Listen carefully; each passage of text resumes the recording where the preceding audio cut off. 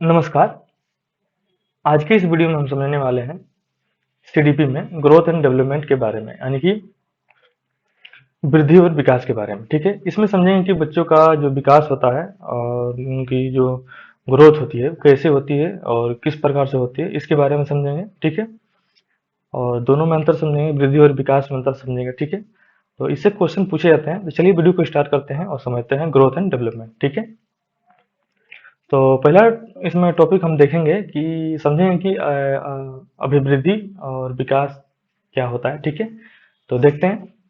जैसे कि मानव के अभिवृद्धि और विकास की प्रक्रिया जन्म से पूर्व जब वह माता के गर्भ में आती है तब से आरंभ हो जाती है। यानी कि जो मानव की अभिवृद्धि और विकास होती है वो माता के गर्भ से ही शुरू हो जाती है। जैसे जैसे मान लीजिए कि बच्चा गर्भ में होता है तो गर्भ के दौरान ही उसकी अभिवृद्धि और विकास शुरू हो जाता है। ठीक है, और जन्म के बाद शैशवावस्था, बाल्यावस्था, किशोरावस्था तथा प्रौढ़ावस्था तक चलती रहती है। यानी कि जो अभिवृद्धि है और विकास है ये जब जन्म होता है उसके बाद भी शैशवावस्था, बाल्यावस्था, किशोरावस्था तथा प्रौढ़ावस्था तक चलती रहती है। ठीक है, ये अभिवृद्धि और विकास हुआ। यानी कि अभिवृद्धि क्या होती है और विकास क्या होती है कि ये जो है माता के गर्भ से ही शुरू हो जाती है। यानी जब बच्चा माँ के पेट में होता है वहीं से उसकी अभिवृद्धि और विकास शुरू हो जाती है। ठीक है, और ये जब बच्चा जन्म लेता है तो ये शैशवावस्था, बाल्यावस्था, किशोरावस्था तथा प्रौढ़ावस्था तक चलता है।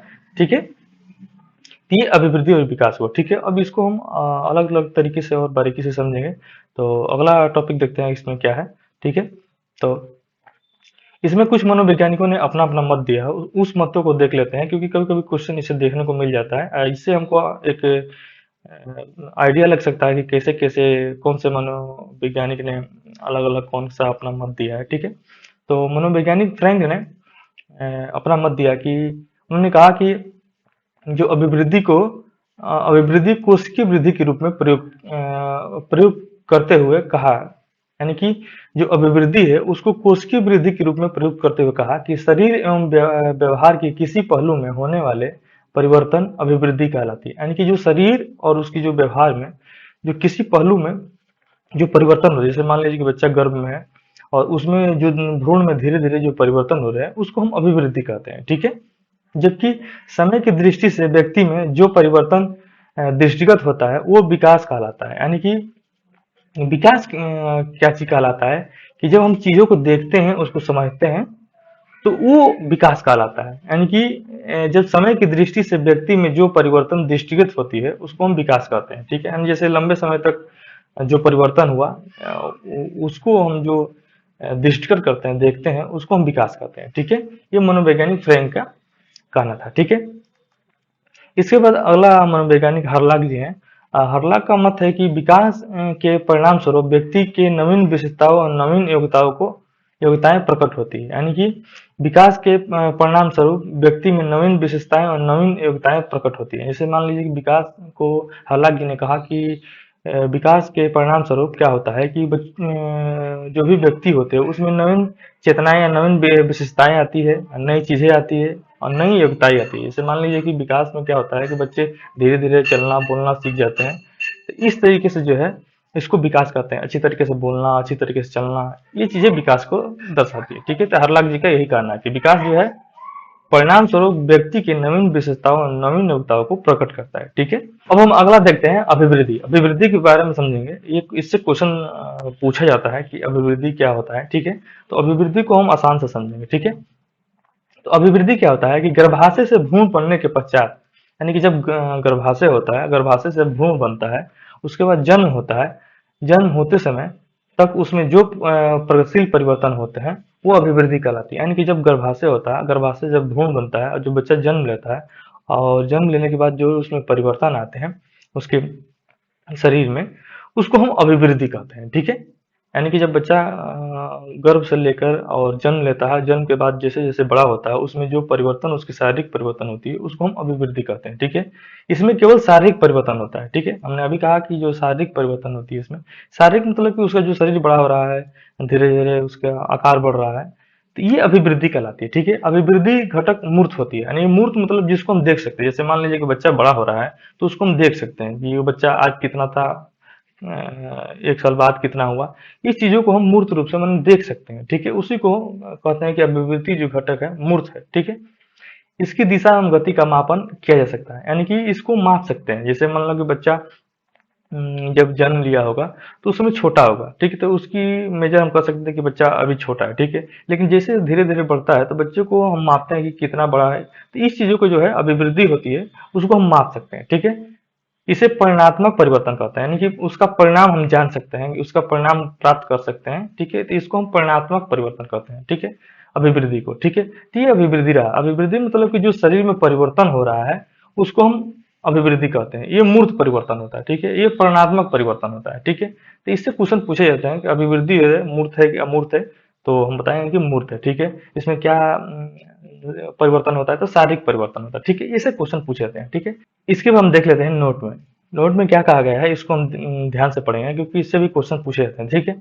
तो अभिवृद्धि में अधिगम और वातावरण दोनों अर्जित गुणों के स्थान नगण्य रहता है, यानी कि अभिवृद्धि में जो अधिगम और वातावरण है, ये दोनों का जो स्थान होता है वो नगण्य बहुत कम रहता है। अधिगम मतलब क्या होता है कि सीखना होता है, कुछ चीजों को जानना होता है, ठीक है। वातावरण मतलब जो आसपास का जो परिवेश होता है, ये अभिवृद्धि में सीखना और वातावरण का परिवेश, ये दोनों बहुत नगण्य होते हैं। जैसे मान लीजिए कि एग्जाम्पल में देख सकते हैं कि दांत निकलना अभिवृद्धि का घोतक नहीं है। जैसे दांत निकल रहा है तो वो अभिवृद्धि का घोतक नहीं है, क्योंकि इसमें अधिगम की आवश्यकता नहीं है। नहीं सीखने जैसे दांत निकल रहा है तो उसमें सीखने की आवश्यकता है, ठीक है। यानी ये दांत निकल रहा है तो ये जैविक क्रिया है, ठीक है, क्योंकि निकल रहा है। लेकिन किसी चीज को देखेंगे, उस पर सोचेंगे तो वो वो अधिगम हो जाएगा। जैसे मान लीजिए कोई चीजें देख लिया और उसके बारे में सोच रहे हैं कि इसको कैसे काम को करना है, तो वो अधिगम हो गया, ठीक है। तो यही कह रहा है कि अभिवृद्धि में जो है कोई चीज परिवर्तन हो रहा है। जैसे मान लीजिए कि नाखून ही बढ़ रहा है तो नाखून में अधिगम की क्या हो सकता है, कोई चीज सीखने की क्या हो सकता है, ठीक है, यही कहा जा रहा है, ठीक है। अर्थात अर्जित गुणों को कोई स्थान नहीं होता है, ठीक है। अभिवृद्धि एक जैविक क्रिया है जो सभी जीवों में पाई जाती है। यानी कि जैविक क्रिया मतलब कि जैविक क्रिया मतलब कि जो हमको देखने को मिलता है, जैविक क्रियाओं के द्वारा होता है, ठीक है। जैसे मान लीजिए कि भ्रूण बनना जैविक क्रिया है, ठीक है, ये चीजें होती है, ठीक है।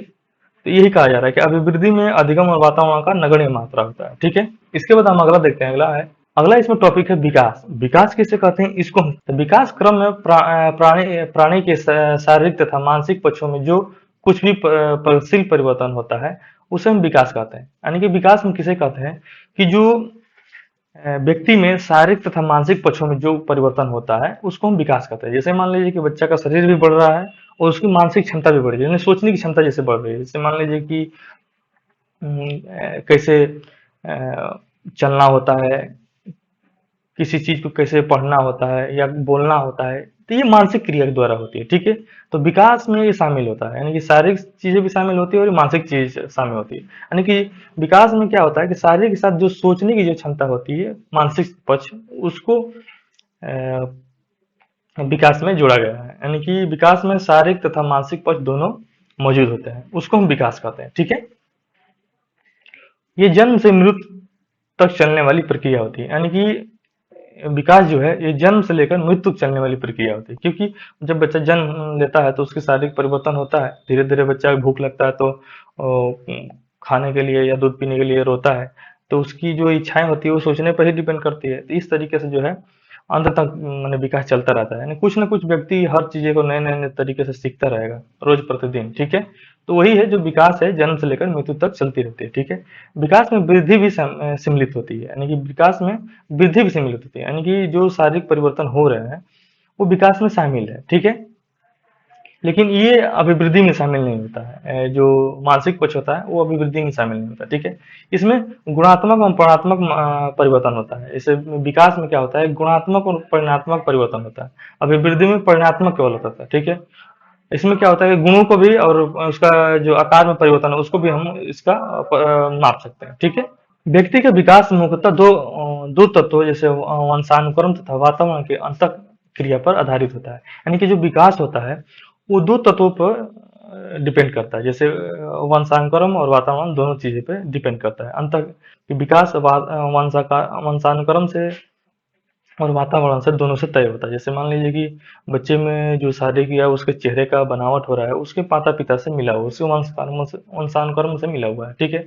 और वातावरण उसका तय करता है कि उसकी शरीर का रंग कैसा होगा। जैसे मान लीजिए कि दक्षिणी भारत में होगा तो उसका शरीर थोड़ा सांवला होगा, लेकिन उत्तर भारत में या आप चले जाएं जम्मू कश्मीर में, तो उसका शरीर का जो रंग होगा वो गोरा होगा, ठीक है। तो ये वातावरण का प्रभाव कहलाता है। तो वातावरण और वंशानुक्रम दोनों विकास में शामिल होते हैं, ठीक है। तो ये विकास रहा। विकास में क्या होता है कि गुणात्मक और परिमाणात्मक दोनों परिवर्तन होते हैं, ठीक है। इसमें शारीरिक मानसिक दोनों होते हैं, और अभिवृद्धि में केवल शारीरिक होता है, ठीक है। ये चीज ये रहा, ठीक है, विकास के बारे में। इसके बाद हम अगला इसमें देखते हैं, अगला टॉपिक है। अगला है वृद्धि तथा विकास सतत चलने वाली एक ऐसी प्रक्रिया है जो बालों को असहाय से शिशु से आत्मनिर्भर पूर्ण बनाती है। यानी कि वृद्धि और विकास इस सतत चलने वाली प्रक्रिया है, यानी लगातार चलने वाली प्रक्रिया है। लगातार चलने वाली प्रक्रिया है जो बालक को असहाय शिशु से, यानी कि जब बालक छोटा होता है और उसको आत्मनिर्भर पूर्ण बनाता है, यानी कि बच्चा धीरे धीरे जब बड़ा होता है, चलने लगता है, बोलने लगता है, तो ये विकास और वृद्धि दोनों मिलके बच्चे को एक असहाय शिशु से आत्मनिर्भर पूर्ण बनाती है, ठीक है। तो क्वेश्चन पूछ सकता है कि बालक को शिशु से आत्मनिर्भर पूर्ण बनाने में कौन कौन सी भूमिका निभाती है। तो वृद्धि और विकास निभाती है, ठीक है। ऐसे क्वेश्चन पूछे जाते हैं, ठीक है। इसके बाद अगला है नेक्स्ट। अगला है कि विकास के सिद्धांत निम्नलिखित है जिनमें विकास प्रक्रिया नियंत्रित होती है। यानी कि विकास के सिद्धांत निम्नलिखित है जिससे विकास की प्रक्रिया नियंत्रण होती है, ठीक है। तो इसमें हम देख सकते हैं कौन कौन से विकास की प्रक्रिया है, ठीक है। तो हम इसको देखेंगे। तो पहला इसमें है निरंतर विकास का सिद्धांत, यानी कि जो विकास होता है वो निरंतर यानी लगातार होता रहता है, ठीक है। विकास यानी बच्चों में आज कुछ सीखेंगे, कल कुछ सीखेंगे, तो इस तरीके से जो है विकास जो है निरंतर चलता रहता है, ठीक है। दूसरा है व्यक्तिगत का सिद्धांत, यानी कि हर व्यक्ति में जो विकास होता है या उसकी शरीर की जो बनावट होती है वो हर व्यक्ति में अलग अलग होती है, ठीक है। तो ये इसे व्यक्तिगत सिद्धांत कहते हैं, ठीक है। तीसरा है विकास के दिशा का सिद्धांत, यानी कि विकास के दिशा का सिद्धांत मतलब कि विकास किन किन दिशाओं में होता है, ठीक है। तो इसमें दो दिशाएं होती है, एक शिरानुमुख दिशा, एक केंद्र विमुखी दिशा है, ठीक है। यानी कि केंद्र विमुखी दिशा में क्या होता है कि केंद्र से पूरे शरीर की ओर होता है, और मुखी में क्या होता है कि सिर से लेकर पैर तक विकास होता है, ठीक है। इसके बाद चौथा है चक्राकार प्रगति के सिद्धांत, ठीक है। इसके बाद दूसरा है परस्पर संबंध का सिद्धांत। परस्पर संबंध का सिद्धांत मतलब कि एक दूसरे से चीजें मिलके उसका बच्चों का विकास होता है, ठीक है। छठवा है वंशानुक्रम तथा वातावरण की अंतःक्रिया का सिद्धांत, ठीक है। यानी कि बच्चों के जो विकास होता है वो वंशानुक्रम और वातावरण के अंतःक्रिया से सिद्धांत से होता है, ठीक है। इसके बाद अगला है समन्वय का सिद्धांत, ठीक है। आठवां है परमाजिता का सिद्धांत, ठीक है। नौवां है विकास क्रम का सिद्धांत, यानी विकास एक क्रम में होती है, ठीक है। दूसरा है एकीकरण का सिद्धांत, ठीक है। दसवां दसवां है एकीकरण का सिद्धांत, ठीक है। इसके बाद 11वां है सामान्य से विशिष्ट प्रक्रिया का सिद्धांत। सामान्य से विशिष्ट प्रक्रिया का सिद्धांत मतलब कि बच्चा पहले बड़े बड़े चीजों को अपने बड़े हाथों से उठाने की कोशिश करता है, उसके बाद जैसे जैसे बड़ा होने लगता है बच्चे अपनी छोटी उंगलियों और छोटे मसल का प्रयोग करने लगता है। तो ये सामान्य से विशिष्ट की प्रक्रिया के सिद्धांत रहे, ठीक है। तो ये विकास के सिद्धांत रहे जिसको हमने पढ़ा, ठीक है। तो इससे भी क्वेश्चन देखने को मिल सकता है। इसके बाद हम अगला टॉपिक इसमें देखते हैं, अगला टॉपिक क्या है। इसके बाद अगला टॉपिक इसमें महत्वपूर्ण बिंदु आता है। महत्वपूर्ण बिंदु में क्या है कि वृद्धि में विकास को प्रभावित करने वाले महत्वपूर्ण तत्व निम्नलिखित हैं, जैसे पोषण, पौष्टिक भोजन, सांस्कृतिक, परिवार में स्थान, बुद्धि, अंतःस्रावित ग्रंथियां और वंश नामकरण और वातावरण। यानी कि इसमें कह रहा है कि बच्चों की वृद्धि और विकास को प्रभावित करने वाले भी कारक होते हैं। जैसे मान लिया कि बच्चों का अच्छा पौष्टिक नहीं रहेगा तो अच्छे तरीके से उसका शरीर का विकास नहीं हो पाएगा, उसको अच्छा तरीके से न्यूट्रिएंट्स नहीं मिल पाएगा, अच्छे तरीके से प्रोटीन नहीं मिल पाएगा, ठीक है। संस्कृति अगर अच्छी नहीं होगी तो बच्चे का बौद्धिक जो है विकास, या बच्चे अच्छी तरीके से सीख नहीं पाएंगे, चीजों को नहीं समझ पाएंगे, ठीक है। परिवार में स्थान, यानी कि परिवार अगर अच्छा सोचने वाला, समझने वाला नहीं होगा तो बच्चे अच्छी चीजों को नहीं सीख पाएंगे। परिवार अगर झगड़ालू होगा तो बच्चे उसी चीज को देखेंगे, उसी चीज को समझेंगे, ठीक है। तो परिवार को हाँ अच्छा होना जरूरी है। इसके बाद बुद्धि तय करता है कि बुद्धि मतलब कि जो पिता से ये बुद्धि मिली है, उसकी भी जो बुद्धि है उसकी के द्वारा उसकी वृद्धि और विकास प्रभावित होता है, ठीक है। अंतःस्रावित ग्रंथियां भी प्रभावित करती है। वंशानुक्रम और वातावरण दोनों तय करता है। वंशानुक्रम मतलब कि उसकी पिता से आने वाली जो जीन्स होती हैं और माता से आने वाली जीन्स होती है उसको भी प्रभावित करता है। और उसके वातावरण की उसकी सोसाइटी कैसी है ये भी बच्चों की वृद्धि और विकास में प्रभावित करते हैं। तो ये चीजें जो पूछी जा सकती है कि बच्चे में वृद्धि और विकास को प्रभावित करने वाले कौन कौन से कारक होते हैं। ठीक है, तो वो इसको हम देख के कर सकते हैं। ठीक है, इसके बाद अगला टॉपिक इसमें है, अगला टॉपिक है कि विकास की प्रक्रिया में बालक कुछ अवस्थाओं की दौड़ से होते हुए अंतिम अवस्था पूर्णावस्था तक प्राप्त करते हैं। विकास के निम्नलिखित अवस्थाएं, यानी विकास की जो अवस्थाएं होती है, बच्चे पहले धीरे धीरे अपने पैरों से चलना सीखते हैं, उसके बाद धीरे धीरे अपनी प्रौढ़ावस्था तक जाते हैं। ठीक है, तो ये अवस्थाएं निम्नलिखित है, इसको देख सकते हैं। पहला आता है गर्भावस्थान अवस्था, यानी कि जब बच्चा गर्भ में होता है तो उसकी अवस्था क्या होती है, तो 9 माह से लेकर 10 दिन की गर्भावस्था जो होती है वो 9 माह से 10 दिन की होती है। ठीक है, दूसरा है शैशवावस्था। शैशवावस्था में क्या होता है कि जन्म से लेकर 6 वर्ष की अवस्था होती है। ठीक है, यानी कि जब बच्चा शैशवावस्था में होता है तो जन्म से लेकर 6 वर्ष की जो अवस्था कहलाती है शैशवावस्था कहलाती है। ठीक है, बाल्यावस्था क्या कहलाती है कि 6 वर्ष से जो 12 वर्ष की अवस्था होती है वो बाल्यावस्था कहलाती है। ठीक है, इसके बाद किशोरावस्था क्या होता है, किशोरावस्था 12 वर्ष से लेकर 18 वर्ष के जो बच्चे होते हैं वो किशोरावस्था में आते हैं। ठीक है, और 18 के बाद जो अवस्था होती है वो पूर्णावस्था होती है। ठीक है, तो ये अवस्थाएं पूछी जा सकती है कि गर्भावस्था कब तक होती है, तो 9 माह से 10 दिन तक। शैशवावस्था तो जन्म से लेकर 6 वर्ष तक। बाल्यावस्था तो 6 वर्ष से लेकर 12 वर्ष तक। और किशोरावस्था तो 12 से लेकर 18 वर्ष तक। और पूर्णावस्था तो 18 से लेकर 12 18 वर्ष की जो बात की होती है वो पूर्णावस्था कहलाती है। ठीक है, तो इससे क्वेश्चन हमको देखने को मिल सकता है पेपर में। इसके बाद अगला इसमें है ठंडाई का मत है, इसको देख लेते हैं कि उन्होंने क्या कहा था।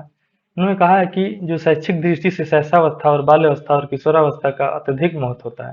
यानी कि शैक्षिक दृष्टि से, यानी कि जब हम बच्चों को कुछ सिखा रहे होते हैं तो उसकी दृष्टि से जो शैशवावस्था होता है, बाल्यावस्था होता है और किशोरावस्था होता है, ये अत्यधिक महत्व है। इसी में बच्चों को हम अच्छी तरीके से सिखा सकते हैं, समझा सकते हैं। जैसे मान लीजिए कि बच्चा छोटा होगा तो उसी को जब स्कूल में आएगा तो अच्छी चीजें बता सकते हैं। बड़े होने पर एक बार बड़ा होकर नहीं सिखा सकते, छोटे ही चीजें पर सिखा सकते हैं। तो ये चीजें मायने रखती है कि शैशवावस्था, बाल्यावस्था और किशोरावस्था में उसको अत्यधिक शैक्षिक दृष्टि से महत्व माना गया। ठीक है, अब विकास के 5 पक्ष हैं। कौन कौन से पक्ष है इसको देख लेते हैं। तो पहला इसमें शारीरिक पक्ष, यानी कि विकास है शारीरिक विकास होता है जिसमें बच्चों के हाथ पार पैर उसके शरीर का आकार बढ़ता है। मानसिक पक्ष मतलब बच्चों की सोचने की क्षमता विकास होता है। सामाजिक पक्ष यानी कि सामाजिक विकास मतलब कि बच्चे किस तरीके से अपने समाज में अपने छोटे बड़ों से किस तरह से सम्मान करना है, ये चीजें सामाजिक विकास में आती है। ठीक है, संज्ञानात्मक विकास में क्या होता है कि इमोशन यानी किसी को देखकर उसको दुखों को रोना या उसकी खुशी में हँसना, ये संज्ञानात्मक विकास कहलाता है। ठीक है, नैतिक विकास क्या कहलाता है कि जैसे मान लीजिए कि कोई छोटा बच्चा है किसी बूढ़े व्यक्ति को रोड क्रॉस करा रहा है, ये नैतिक विकास कहलाती है। ठीक है, तो ये विकास के 5 सिद्धांत है। ठीक है, इसमें शारीरिक, मानसिक, सामाजिक और संज्ञानात्मक विकास कहलाता है। ठीक है, इसके बाद अगला है कि वृद्धि और विकास 2 आधार वंशानुक्रम और वातावरण है। यानी कि वृद्धि और विकास के 2 आधार हैं, वंशानुक्रम और वातावरण। ठीक है, इसी से बच्चों के विकास और वृद्धि होती है। ठीक है, वंशानुक्रम और वातावरण से। इन दोनों के आधार के परस्पर अंतःक्रिया के फलस्वरूप प्राणी के शारीरिक, मानसिक और संज्ञानात्मक और नैतिक विकास होता है। यानी कि वंशानुक्रम और वातावरण के द्वारा ही वृद्धि और विकास में बच्चों के शारीरिक परिवर्तन होता है, सामाजिक परिवर्तन होता है, उसका मानसिक परिवर्तन होता है, संज्ञानात्मक परिवर्तन होता है और नैतिक परिवर्तन होता है। ठीक है, इन चीजों से, यानी कि वंशानुक्रम और वातावरण से। ठीक है, इसके बाद अगला है कि वृद्धि और विकास के 2 प्रमुख कारण, यानी कि वृद्धि और विकास के दो प्रमुख कारण हैं। पहला है परिपक्वता, दूसरा है अधिगम। ठीक है, तो परिपक्वता और अधिगम क्या है इसको हम जान लेते हैं। तो परिपक्वता क्या होता है कि वास्तव में परिपक्वता आंतरिक अंगों तथा वंशानुक्रम से प्राप्त गुणों का समय के साथ दृढ़ दृढ़ की स्थिति को प्राप्त करना। यानी परिपक्वता यानी मैच्योरिटी क्या है कि जैसे जैसे बच्चा बड़ा होने लगता है, बच्चे अच्छी चीजों को सीखने लगता है, बोलने लगता है, कैसे बड़ों के सामने पेश होना होता है, ये चीजें मैच्योरिटी या परिपक्वता कहलाती है। ठीक है, ये आंतरिक अंदर से उसकी आता है और वंशानुक्रम से आता है। ठीक है, दूसरा है अधिगम। अधिगम क्या होता है कि अधिगम के तात्पर्य वातावरण के साथ सामंजस्य स्थापित करना है, अर्थात अर्जित गुणों को प्राप्त करना है। यानी कि अधिगम का तात्पर्य होता है वातावरण के साथ सामंजस्य स्थापित करना, ठीक है। यानी कि वहाँ के जैसा वातावरण होता है उस तरीके से जो है उसमें सामंजस्य स्थापित करना और अर्जित गुणों को प्राप्त करना, यानी कि वहाँ कुछ सीखने को जानने को मिलना, ये अधिगम कहलाता है, ठीक है। तो ये वृद्धि विकास के दो प्रमुख परिपक्वता और अधिगम रहे, इसको समझा। इसके बाद देखते हैं, इसके बाद अगला है कि विकास के कौन कौन से सिद्धांत है, ठीक है। तो विकास के सिद्धांत में कौन कौन से मनोवैज्ञानिक ने अपना अपना सिद्धांत दिया, इसको देखते हैं। जिसे इसे क्वेश्चन पूछा जाता है, जैसे नैतिक विकास का सिद्धांत किसने दिया, तो लॉरेंस कोहलबर्ग ने नैतिक विकास के सिद्धांत को दिया है, ठीक है। दूसरा है मनोलैंगिक विकास का सिद्धांत किसने दिया, तो मनोलैंगिक विकास का सिद्धांत सिगमंड फ्राइड ने दिया है, ठीक है। तीसरा है संज्ञानात्मक विकास का सिद्धांत। संज्ञानात्मक विकास का सिद्धांत कॉग्निटिव डेवलपमेंट किसने दिया है, तो जीन पियाजे ने कॉग्निटिव डेवलपमेंट दिया है, ठीक है। मनोसामाजिक विकास का सिद्धांत एरिक्सन ने दिया है, ठीक है। तो इससे क्वेश्चन हमको देखने को मिल सकता है पेपर में कि नैतिक विकास का सिद्धांत किसने दिया, तो लॉरेंस कोहलबर्ग ने, यानी कि बच्चे में नैतिकता कैसे आती है, ठीक है। मनोलैंगिक विकास का सिद्धांत किसने दिया, तो सिगमंड फ्राइड ने दिया है। संज्ञानात्मक विकास का सिद्धांत किसने दिया था, जीन पियाजे ने दिया है। और मनोसामाजिक विकास का सिद्धांत किसने दिया था, एरिक्सन ने दिया, ठीक है। इससे क्वेश्चन हमको देखने को मिल सकते हैं, ठीक है। तो ये आज के ग्रोथ एंड डेवलपमेंट से संबंधित जो भी हम टॉपिक थे उसको पढ़ा। इससे संबंधित हमको क्वेश्चन देखने को मिल सकता है। वृद्धि और विकास के बारे में हम लोगों ने समझा कि वृद्धि क्या होती है, विकास क्या होती है, ठीक है। मिलेंगे नेक्स्ट वीडियो में, तब तक के लिए धन्यवाद, नमस्कार।